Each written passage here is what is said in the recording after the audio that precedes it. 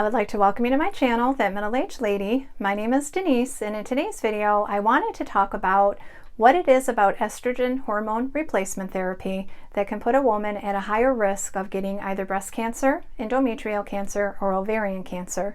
So what is it about that estrogen hormone replacement therapy that even puts you at a higher risk? And so whether you are somebody who has been on an estrogen hormone replacement therapy for a while now, or somebody who's about to start one, my hope is that the video will give you a lot of different information about all three of those cancers and how estrogen is related to them, and then also perhaps answer some questions that you may have. And so I hope that you will enjoy the video. Can using an estrogen hormone replacement therapy increase a woman's chance of getting cancer? Good question. Let's first start by understanding what causes cancer in the first place. According to National Cancer Institute, cancer is a disease in which some of the body's cells grow uncontrollably and spread to other parts of the body. Cancer can start almost anywhere in the human body, which is made up of trillions of cells. Normally, human cells grow and multiply through a process called cell division to form new cells as the body needs them. When cells grow old or become damaged, they die and new cells take their place. The DNA inside a cell is packaged into a large number of individual genes, each of which contain a set of instructions telling the cell what functions to perform as well as how to grow and divide.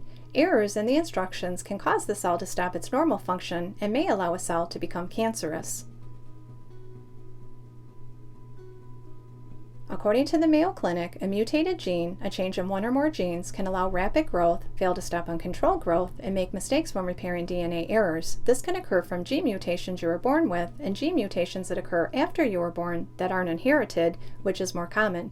Some of the things that can cause gene mutations are smoking, radiation, viruses, cancer-causing chemicals called carcinogens, obesity, hormones, chronic inflammation, and lack of exercise. Estrogen is also a known carcinogen, which means it has the potential to cause cancer. This can occur in either natural or synthetic, meaning man-made, form. In healthy cells, estrogen helps with normal cell function and growth, but when cancer cells are present, estrogen can act as a spark, causing cancer cells to multiply and spread. According to WebMD, about 80% of breast cancers are estrogen receptor positive, known as ER positive or ER+, while about 65% of breast cancers are progesterone receptor positive, known as PR positive or PR+. Breast cancers can also be both ER+ and PR+. About 25% of breast cancers have no hormone receptors, called hormone receptor negative, known as HR negative. Hormone-positive receptors describe cells that have a group of proteins that bind to a specific hormone. In the case of breast cancer, some breast cancer cells have receptors for estrogen and/or progesterone, and those cells need that estrogen and/or progesterone in order to grow.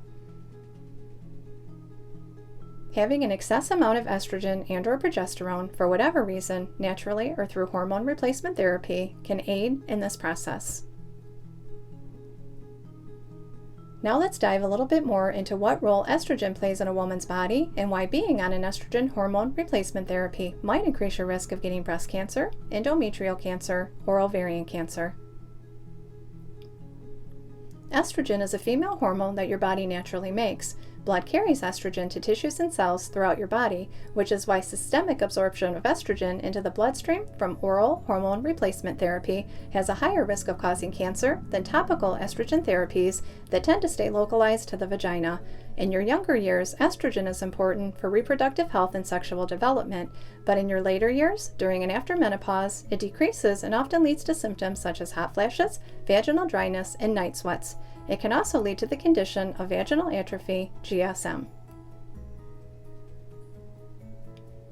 Interesting fact, did you know that a man's body also produces estrogen? Well, it does. Although females have higher estrogen levels than men do, the estrogen in men play a critical role in sexual function. Further, as a man ages, his testosterone levels begin to decrease while his estrogen levels begin to increase. High levels of estrogen in men can contribute to prostate cancer, heart disease, and enlarged breasts. And although it is rare, men can also get breast cancer as well. According to the Center for Disease Control and Prevention, about 1 out of every 100 breast cancers diagnosed in the United States is found in a man. The cause is widely unknown, but it is thought that some men inherit mutated genes from their parents that can increase their risk of getting breast cancer. Another interesting fact, did you know that a woman produces 3 different kinds of estrogen at different times in her life? Let's quickly explore all 3. Estradiol, E2, is the primary form of estrogen in a woman's body during her reproductive years. It is the most potent form, meaning the strongest form of estrogen. Estriol, E3, is the primary form of estrogen during pregnancy. Estrone, E1, is the primary form of estrogen that a woman's body makes after menopause. Estrone is a weaker estrogen than estradiol or estriol. However, it is commonly found in higher quantities in postmenopausal women. Estrone forms in the adrenal glands and fatty tissue along with the ovaries. It is the only type of estrogen that the body keeps making naturally after menopause. Although being on a hormone replacement therapy may raise your risk of getting breast cancer, National Cancer Institute further says studies have shown that a woman's risk of breast cancer is related to the estrogen and progesterone made by her ovaries, known as endogenous estrogen and progesterone. Being exposed for a long time and/or too high levels of these hormones have been linked to an increased risk of breast cancer.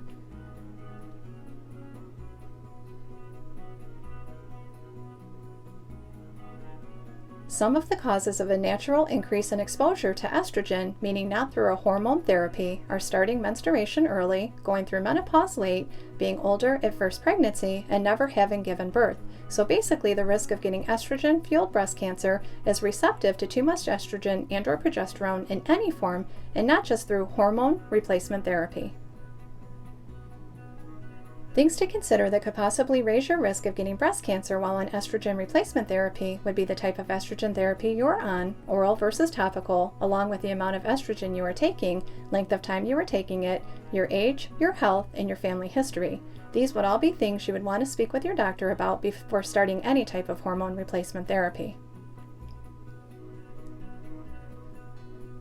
It is also important to note that studies suggest vaginal estrogen therapy, such as vaginal tablets, vaginal creams, and vaginal ring, did not show an increased risk of getting breast cancer, along with endometrial and ovarian cancer. This is due to the ultra-low dose being applied locally into the vagina with very little systemic absorption. However, long-term use may affect this finding. We talked a lot about the risk of breast cancer while on hormone replacement therapy, but let's now talk about the risk of endometrial uterine cancer. Endometrial cancer is the 4th most common cancer found in women in the United States. Endometrial cancer begins in the layer of cells that form the lining endometrium of the uterus. Endometrial cancer is sometimes referred to as uterine cancer. Endometrial cancer is often detected at an early stage because it frequently produces abnormal vaginal bleeding. If endometrial cancer is discovered early, removing the uterus surgically offers high success rates in curing it.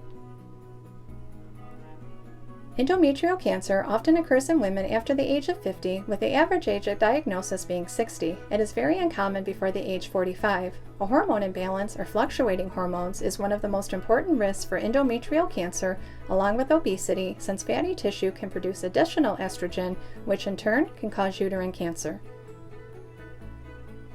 Studies show that taking oral estrogen therapy after menopause without progesterone can stimulate growth of the lining of the uterus, increasing the risk of endometrial cancer. This is because during your reproductive years, cells from your endometrium are shed during your period, but after menopause, where cells from the endometrium are no longer shed, estrogen can cause overgrowth of cells in the uterus, increasing your risk of cancer.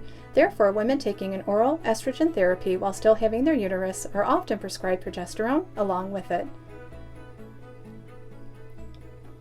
Adding progesterone can stop the thickening of the uterus lining, therefore helping to keep the estrogen in balance. However, studies suggest low-dose topical estrogen, such as vaginal tablets, creams, and ring, does not increase your risk for endometrial cancer due to estradiol levels remaining at a low postmenopausal levels. For that reason, adding progesterone is not necessary. Lastly, let's talk about the risk of ovarian cancer in women who are taking hormone replacement therapy. Doctors know that ovarian cancer begins when cells in or near the ovaries develop changes, mutations in their DNA. The changes tell the cells to grow and multiply quickly, creating a mass, tumor, of cancer cells. The cancer cells continue living while healthy cells die. Ovarian cancer occurs most often in women over 50 years of age and increases with age. About 1 in every 71 women in the United States will develop ovarian cancer every year. It is thought that only 1% of ovarian cancer cases are caused by women taking hormone replacement therapies. Other studies noted 4%. Although the exact cause of ovarian cancer is unknown, things that are thought to raise the risk of getting ovarian cancer are a woman's age, the number of eggs the ovaries release, family history of either breast cancer or ovarian cancer, and endometriosis. According to the Center for Disease Control, in 2020, for every 100,000 women, 9 new ovarian cancer cases were reported, with 6 deaths being reported. Further, a combination of 50 different studies found that if 1,000 women who were 50 years old took hormones for menopause for 5 years, 1 extra ovarian cancer would be expected to develop. As with breast and endometrial cancer, topical estrogen therapy, such as vaginal tablets, creams, and ring, do not show an increased risk of getting ovarian cancer due to the ultra-low dose and little systemic absorption occurring. However, long-term use can affect this finding. And so the takeaway from the video is that although there are different reasons why too much estrogen in the body can raise your risk of getting either breast cancer, endometrial cancer, or ovarian cancer, the bottom line is that too much estrogen, regardless of whether it's your body that is naturally making too much of it for whatever reason, or because you're on an estrogen hormone replacement therapy, too much estrogen in the body is not a good thing, and it can raise your risk of getting one of those cancers. And so I think the most important thing to do, regardless of whether you're on an oral estrogen hormone replacement therapy or a vaginal estrogen hormone replacement therapy, and there is a difference between the two, of which I've gone over in previous videos, but just to stay proactive and make sure and go in for those annual mammograms, do those self-breast exams, go for those annual pap smears, and then be in tune with your body so that if something doesn't seem right or something doesn't feel right, you can make an appointment with your doctor and have that checked out. And the other thing I think would be a good idea, which one of my subscribers left a comment about, is to perhaps annually go in and have your estrogen and your hormone levels checked. I had that done about 6 months before I was diagnosed with vaginal atrophy, or GSM. There's so many different symptoms I was getting, and I knew something wasn't right with my hormones. They just seemed off to me. And so when I went in for my physical, I told my doctor I wanted to have my estrogen and my different hormones checked. She wasn't very receptive to it. She really didn't see a reason for it, but I did. Obviously, we have to be our own best advocates, and if something doesn't seem right, you got to make sure and get an answer for that. And so I basically insisted on it, and she finally agreed. And although the postmenopausal estrogen level was a little bit low, I was surprised that it wasn't lower than what it was. But then 6 months later was when I was diagnosed with vaginal atrophy, or GSM, and put on the Vagifem. And so I'm assuming that it probably went even lower during those 6 months.